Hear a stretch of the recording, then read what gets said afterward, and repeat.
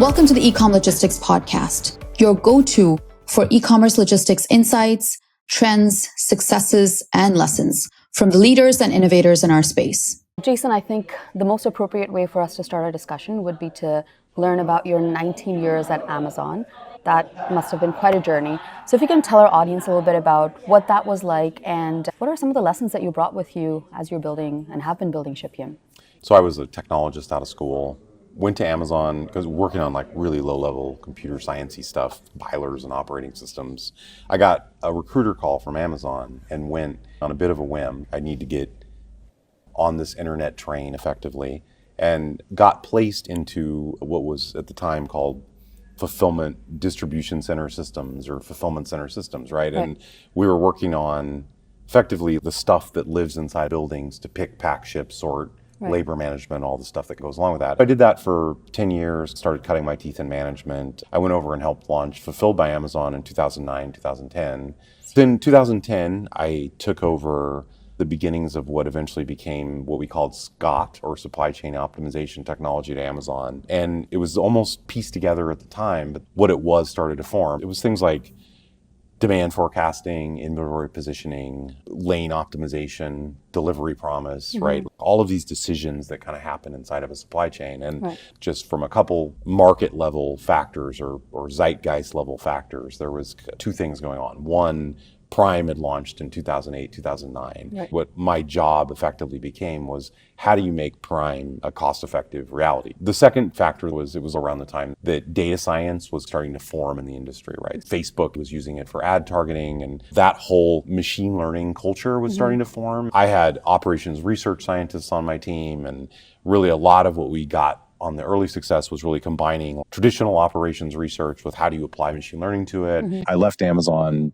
2018, after a couple iterations, saw that this software stack we had created at Amazon was not the only factor that made Amazon dominant, but a major part of it. The technology divide between what Amazon was doing versus what the rest of the market was doing was huge, right? It's like you're asking these retailers compete with Amazon, and they have sticks and rocks, right? And Amazon's coming in with F-16s and drones, right? That was the concept that we pitched. So over the last 5 years, we've been building this company out. And I think Amazon did a great job of really attaching what we were trying to accomplish with the supply chain to the customer experience. And I think building back from that, as opposed to thinking of the world as, how do I get as cheap a containers as possible with no real clear guide on where to go with that. The second piece was that we were using data science and data to optimize these problems. All of it comes down to using this mass slug of data that's coming into our system to create predictions, which then,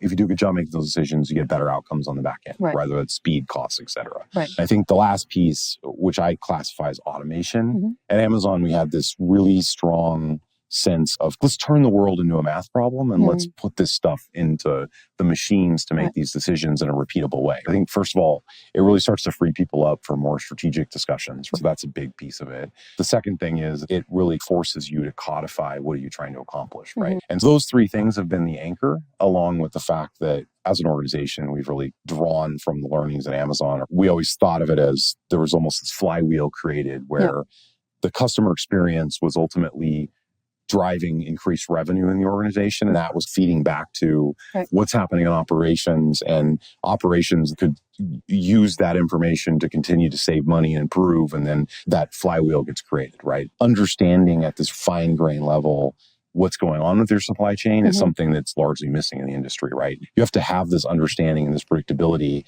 that you really can only do with these large machine approach, right? Which then translates to what do you tell your customer? When everything's working, this whole thing starts to spin. As I'm hearing your story and your journey, I'm reflecting on some of these critical points and just how much Amazon actually changed the way we as customers behave. I remember when Amazon Prime came out, it wasn't a thing that you just order something that shows up at your door the same week, and then it became in 2 days, 1 day, same day. These were not habits that we had as customers.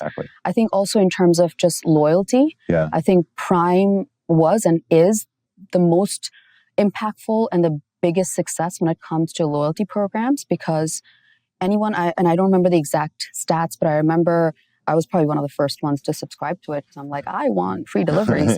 As a customer, when you're paying $79 or whatever it was initially to sign up for Prime, you end up spending so much more because you're justifying in your head that I paid $79. So now I have to order through Amazon rather than going to the store or whatever because I already have free delivery. So customers that were spending a couple $100s on Amazon platform went from that to thousands of dollars. That in itself is a justification. And then the other thing is the actual operational business is very messy. It's very complex. There's people, there's tech, there's processes.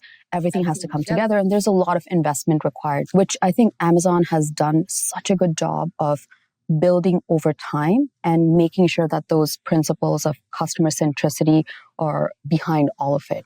Having visited tons of facilities in my life, last year I had the privilege of seeing one Amazon facility, which was really old and didn't have a lot of automation.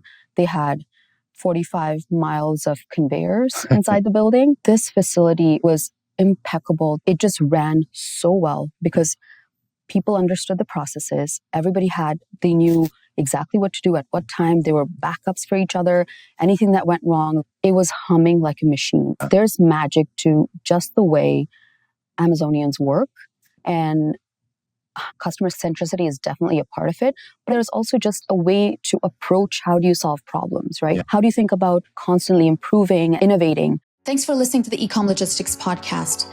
If this episode brought you value, share it with your network and leave us a review. It really helps others discover the show and join in these conversations. And if your team is planning an event in 2025, consider partnering with Ecom Logistics Podcast. We're always looking for meaningful opportunities to elevate conversations shaping logistics and e-commerce. Until next time, stay curious, stay connected, and keep leading the way forward.